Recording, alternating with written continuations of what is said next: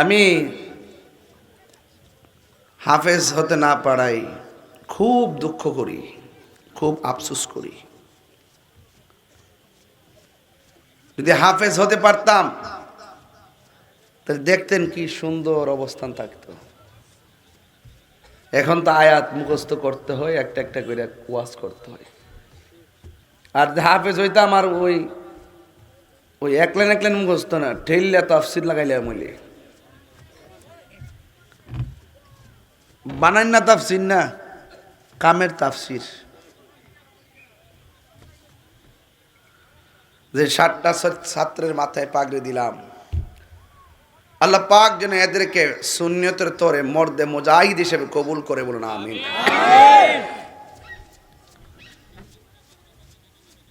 আমি দিনের বেলা একটা প্রোগ্রাম করছি সোনারঘাট।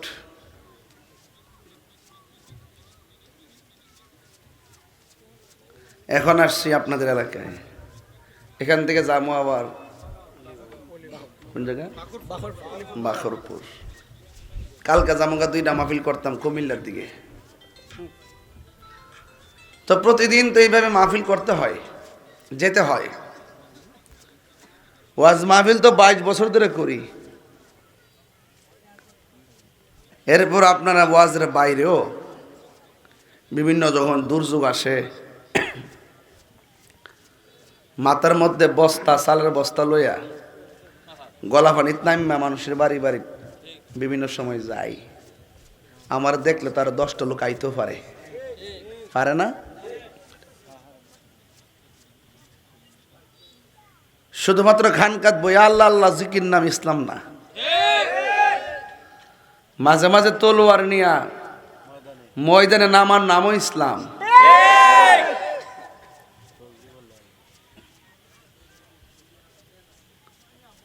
গেলে বুঝলেন লিখিতা কই মাননীয় স্পিকার।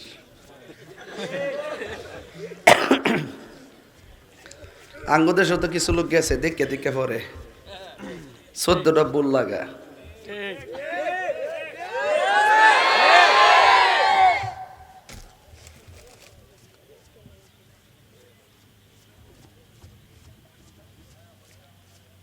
আজকের মাহফিলে যারা আইসুন, আমরা হুসাইনি মুসলমান। কথা কি সঠিক? হ্যাঁ, সঠিক নি?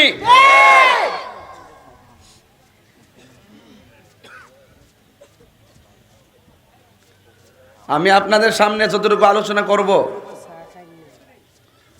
ধৈর্যের সাথে আলোচনাটা শুনবেন।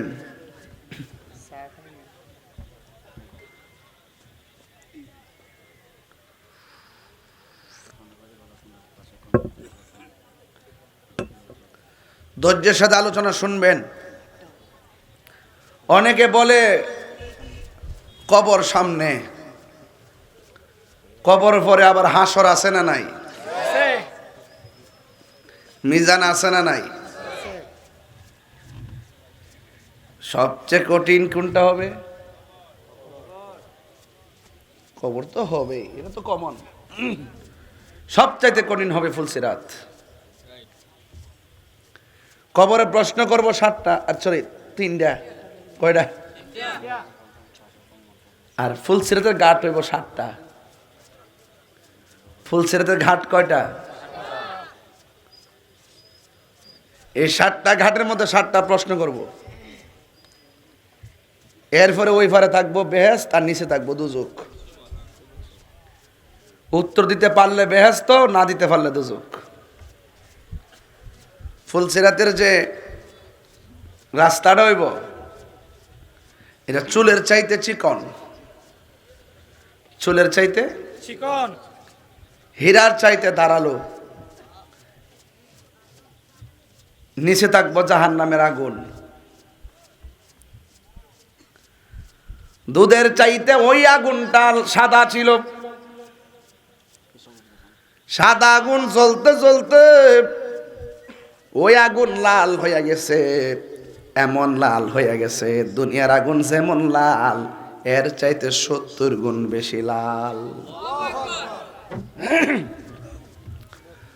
দুনিয়ার আগুনের চাইতে 70 গুণ লাল আগুন। লাল আগুন জ্বলতে জ্বলতে বর্তমানে জাহান্নামের আগুন হলো কালো। জাহান্নামের আগুন কি কালো? জাহান্নামের আগুন কালো। এখন বলবেন হুজুর জাহান্নামের গভীরতা কত? একদিন আমার নবী সাহাবায়ে কেরামদেরকে নিয়ে তিনি গল্প করতেছেন, ওয়াজ করতেছেন। হুজুর আইছে, মাশাআল্লাহ, আমার হুজুর আইছে, কথা কিন্তু পরে দেখছি। ভালো আছেন?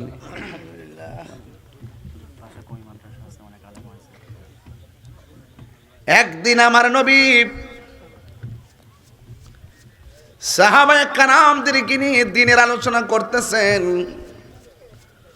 ওই মুহূর্তে সাহাবায়ে কেরাম একটা বিকট আওয়াজ শুনতে পেলেন। জোরে বলেন কি আওয়াজ? বিকট একটা আওয়াজ শুনতে পেলেন। সাহাবায়ে কেরাম ডাক দিয়া কয়, নবী গো, ও মায়ের নবী, কিসের আওয়াজ? আপনারা জবান খুলে বলুন, নবী জানার ক্ষমতা আছে না নাই? আমার নবী ডাক দিয়ে কে, ও সাহাবীরা, আমি তোমাদেরকে নিয়ে গল্প করতেছি, ওয়াজ করতেছি। আমার আল্লাহ আজকে থেকে ৭০,০০০ বছর পূর্বে এই দুনিয়াটা যত বড়, এর চাইতে বড় একটা পাথর জাহান্নামের মুখের মধ্যে ছেড়ে দিয়েছিল। এই পাথরটা ৭০,০০০ বছর পরে তলদেশে গিয়ে পড়েছে।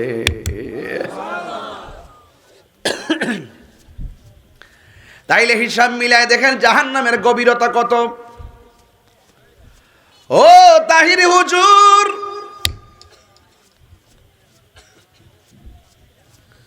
দুনিয়ার আগুন, চুলার ঘরে আগুন ধরায় লাকড়ি দিয়া, কাঠ দিয়া, খেরের কারি দিয়া। জাহান্নামের আগুন আল্লাহ কি দিয়া ধরাইব? আল্লাহ বলেন, ওয়াকুদুহান নাসু ওয়াল হিজারা, আল্লাহু আকবার, ওয়াকুদুহান নাসু ওয়াল হিজারা। জাহান্নামের আগুন ধরাবে আল্লাহ মানুষ দিয়া। মানুষ দিয়ে আগুন ধরাইব। জাহান্নাম মানুষ পাইলে বড় খুশি। ও আল্লাহ, আরো দাও, পেট ভরে না। যত মানুষ পাইব খুশি। এই লাকড়ি যদি আল্লাহ আমাদেরকে বানাই, কি অবস্থা হবে? জাহান্নামের আগুন বড় ভয়ঙ্কর রে বাবার আমার। জাহান্নামের আগুন বড় ভয়ঙ্কর।